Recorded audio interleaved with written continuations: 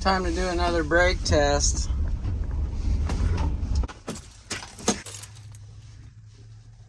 I made another one of these, and it has no lattice work inside. I don't know the proper terminology for it, but it's just concentric walls, and so it's not hollow. And also I annealed it. Joe told me maybe that would make it stronger, or it should. So I put it in the oven at 200 for about 1 hour and 45 minutes. And I'm going to brake test this and see what it goes to. I'm not saying I would use this as a breakaway carabiner, but it's fun to experiment. After watching these brake, it was 238 pounds for one and 185, I think, for the other. But yeah, I went climbing shortly after that using a real carabiner for my flip line, and it's just, you look down at that thing and wow, kind of small. So much strength, but we put a lot of faith in these little gadgets, these little man-made erector sets, bucket trucks, lifts, cranes, tiny little carabiners.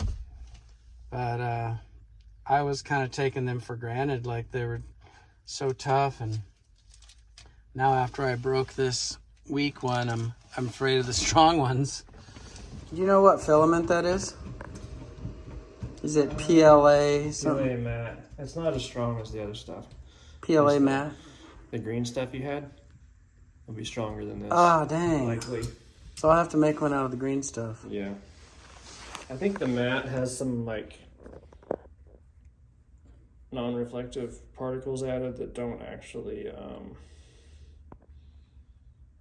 Don't hold up? they don't add anything to it. It's like a filler material. So there's less plastic overall. We ready?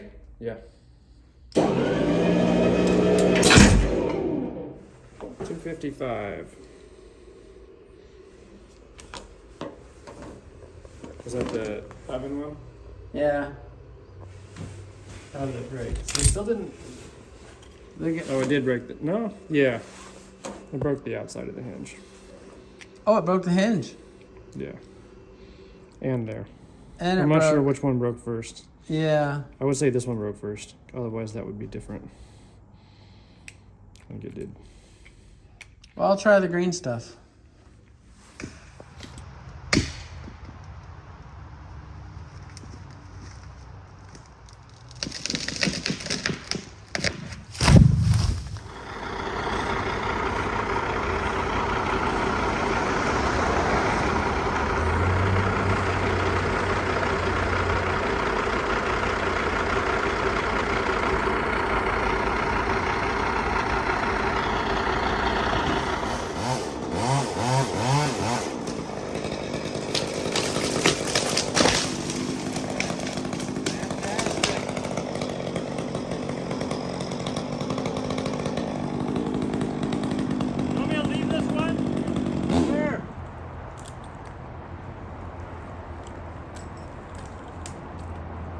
Take a picture of me.